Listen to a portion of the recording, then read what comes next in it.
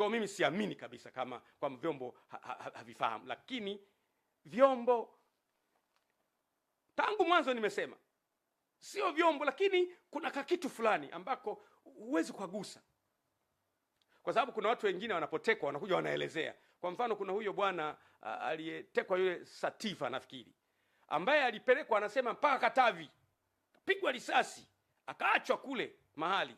Aliporudi anaelezea kabisa, nilichukuliwa Dar es Salaam nikapelekwa hapa, anaelezea. Kwa hiyo haiwezekani kwamba watekaji hawa hawafahamiki kabisa. No, wanafahamika. Lakini kwa nini hakuna desperate means za kuwapata? Why? Mtu anaweza kunijibu kwa unafiki, akanijibu asema, wewe Gwajima bwana, hawa watekaji unasema wanafahamika, basi tuambie ni kina nani.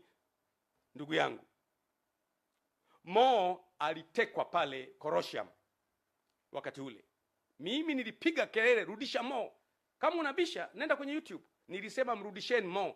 Na wakati ule rais alikuwa Magufuli, whether